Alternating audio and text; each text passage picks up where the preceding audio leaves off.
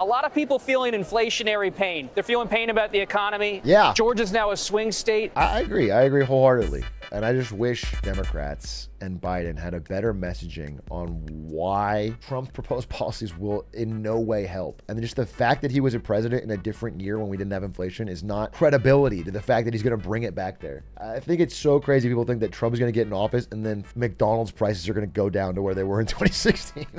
I think that's a crazy thing to think, but people think it. People legitimately think that he's going to get in the office and just turn the dial on his desk back to low McDonald's prices. Am I stupid, or is it all the money printed during inflation? It was, to be clear, both.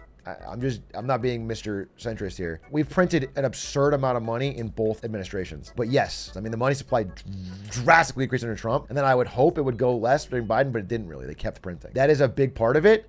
Inflation is also a global issue, though. It wasn't even just America. You got to fully understand that the COVID response was an absurd amount of printing from countries globally, and every country is experiencing inflation outside of China, which is experiencing minor deflation. Not Japan. Japan's having inflation. Bro, Japan begged for inflation for 20 years. Now they got it. Now they can't handle it.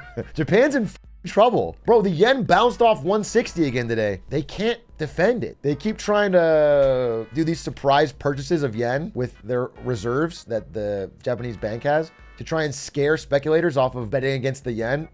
They keep going back. It's getting weaker and weaker. If you know anybody that lives and works in Japan, ask them. They will tell you how much it sucks. Getting paid in yen right now sucks. So it's a global problem. That's what I'm saying. It's a global problem. To say like Biden pressed a button or something and made McDonald's more expensive is crazy. I live in Korea. I get paid in USD and I vacation in Japan regularly. I feel kind of guilty over how cheap it is. I don't think you should feel guilty because tourism income is one of the best ways to help actually. But I think they are getting annoyed that the amount of tourism in Japan is gone through the roof because of this. You know, it's just that many tourists is annoying, but it's good for the economy. Not as annoying as France. Dude, the amount of Americans going on vacation right now is like record highs, which is normally the sign of a good economy, which is interesting. I do think it's theories I've seen is more of that people are, you know, when you ask people about it, they're like revenge spending or doomer spending, which is the idea that, hey, I can't get a house, so instead I've got all this money. I'm going to start using it on vacations and experiences, or they're doing it on credit. Here's the other thing. There's a lot of people going to Europe. American tourism to Europe is like at record highs. Airports are bustling. Is it because all the boomers with all the wealth are retiring? No, it's more than just boomers, bro. Travel spending is up just in general, across the board. People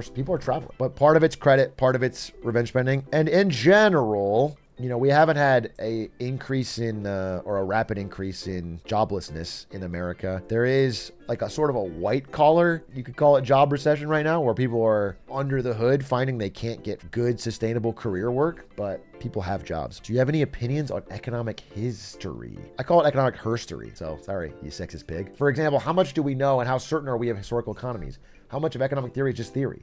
What have we seen in practice versus what are we still debating now with no tangible evidence to show for it? I think they've, you know, like if you're trying to find the economy of the Roman Empire, they don't have good historical record keeping, but they've done a pretty good job estimating and theorizing and using the evidence they have. Economic history is very fascinating. A really good book I read was called The Haves and Have-Nots, and it goes through inequality in different societies throughout history and explains in detail the methodology used. Actually, too much detail. I got bored. I was kind of skimming the detail parts because honestly, he would spend pages and pages explaining how they proved why I was like, just tell me what you got to. I want to know. I trust you, bro. I trust you. If you're interested, read that book, give it a shot. But I'm promising you, you might not find it interesting. Like there was like parts of every chapter I was like, holy shit, that's awesome. And then the rest of it I found to be quite dry. So your call. But the book I've been reading, which is like a complete economic history of America, is actually way less dry and way more fun. I'm getting pumped. I'm getting pumped, dude. Debate time. USA. People are not allowed to discuss kilometers or Celsius in this chat. This is America Day. All Europeans need to pretend to be American. You can pick which part of America you want to pretend to be from. You can American role play. I love core dogs. What the fuck is a kilometer? Caw! I want to be from Dakota. Dakota? It's North or South Dakota. It's like you just did the three-finger German thing in Glorious Bastards. I'm from Dakota. God bless my gun. All right, now you're getting it. Where's my credit card? Finally, you're getting into the spirit. Where's my credit card? Where's my gun? Now, finally, dude. Widen that highway. This highway's only 8 lanes? It's Too thin. Get it wider. And I need a McDouble. More parking lots. One more lane will fix it. True Americans know we don't say, I want a Big Mac anymore. We say, why the hell is the Big Mac so expensive? I used to be able to get a whole McDonald's meal for my family for $14.99. And now it's $30. What the happened? That's what Americans say, bro. And then the next Americans say, get the app. Yeah, the next Americans say, it's actually cheaper if you get the app. You don't know. In fact, buying McDonald's without the app is like a tax on an idiot. And then next people say, okay, but this is just me. Okay, but you understand that McDonald's is training you to get on the app so they can have you as an individual consumer with no ability to see what other people are paying. And that their long-term plan is to raise prices and charge individual consumers more or less based on their ability to pay. That is the entire purpose of the app, is to make you trained so you're not going to buy in person at a place where everyone can see the same price. That's illegal? It absolutely isn't. It absolutely is not. In fact, I believe it was struck down. They do that with airlines all the time. It should be illegal.